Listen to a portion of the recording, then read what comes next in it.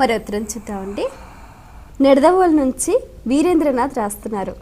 చంద్రగ్రహణ సమయంలో స్తోత్రాలు మంత్రాలు పఠిస్తే విశేష ఫలితం ఉంటుంది అంటారు, ఎందుకు తెలియజేయగలరు అంటూ రాస్తున్నారు. అతి ముఖ్యాంశం ఏంటంటే మనకు ఉపదేశం ఉన్నటువంటి మంత్రాలు ఆ సమయంలో జపంపు చేయకపోతే అవి ఆశోచాన్ని పొందుతాయి. కాబట్టి ఆ జపాలు తప్పనిసరి.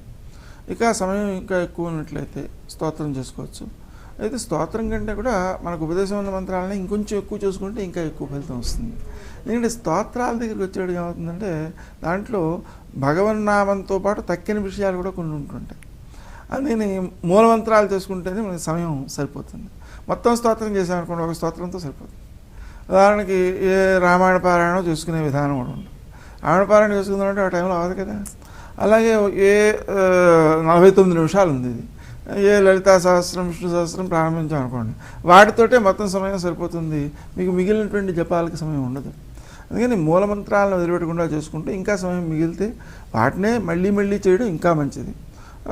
స్తోత్రం చేసుకున్నా తప్పేం లేదు.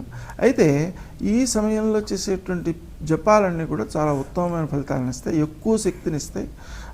ఆ సమయంలో చేయకపోతే తర్వాత ఫలించడం మానేస్తాయి. ఈ కారణాలన్నిటి వల్ల ఆ సమయంలో జపం చేసి తీరాలి.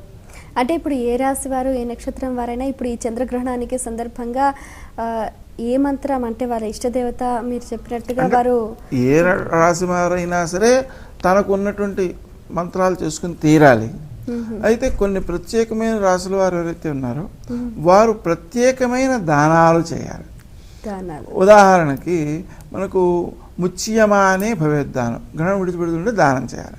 ఆ దానం తనకి శక్తి వంచన లేకుండా ఎన్ని వస్తువులైనా దానం చేయవచ్చు. కానీ ఈ గ్రహణ దోషం ఉన్న వాళ్ళు నాకు చూస్తారు, వాళ్ళు ప్రత్యేకమైన ఇంకో దానం కూడా చేయాలి. అదేంటంటే అసలు ముందు ఈ గ్రహణం అనేటువంటిది కన్యారాశిలో పడుతుంది, హస్త నక్షత్రంలో పడుతుంది. తులారాశికి ఇది ఏ రాశి అవుతుంది కాబట్టి తులారాశి వారు, కన్యారాశికి జన్మరాశి అవుతుంది, అది ఆ రాశి వారు. మిథున రాశికి ఇది చతుర్థ రాశి అవుతుంది, అర్ధాష్టమం అంటారనమాట, ఆ రాశి వాడు మిథున రాశి వాడు. అలాగే కుంభరాశి వారు, కుంభరాశికి ఇది అష్టమ రాశి అవుతుంది, అష్టమ రాశిలో కూడా గ్రహణం పట్టకూడదు. అందుకని కుంభరాశి వాడు. ఈ 4 రాశుల వారు తప్పనిసరిగా దానాలు చేయడం మంచిది. ఆ దానాలు ఏమిటంటే వెండితో చేసినటువంటి చంద్రుడు, బంగారంతో చేసినటువంటి సూర్యుడు, బంగారంతో చేసిన పాము, కంచు పాత్ర, ఆవు నెయ్యి, వస్త్రము, నువ్వులు, ఇవన్నీ కూడా దానం చేయాలి దక్షిణ పెట్టి. ఆ విధంగా దానం చేయడానికి వ్యక్తి దొరకపోయినట్లయితే ఆ పదార్థాలన్నింటినీ భగవంతుడి దగ్గర పెట్టవచ్చు.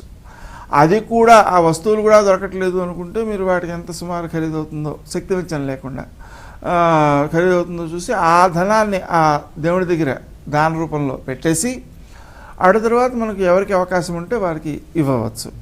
ఆ ఇచ్చేటప్పుడు ఎదుటి వ్యక్తిలో దైవాన్ని చూసి ఇవ్వాలి తప్ప వ్యక్తిని చూసి ఇవ్వకూడదు. ఆ విధంగా దానం చేయవచ్చు. అలాగే స్వయం పాకం మొదలైనటువంటి కూడా ఆ సమయంలో దానం చేస్తుంటారు, వీలైతే చేయవచ్చు. అలా దాని దేవుడి దగ్గర పెట్టి తర్వాత ఎవరికైనా ఇవ్వచ్చు కూడా. ఆ విధంగా దానాలు చేసినందువలన గ్రహణ సంబంధిత దోషము నివారించబడుతుంది.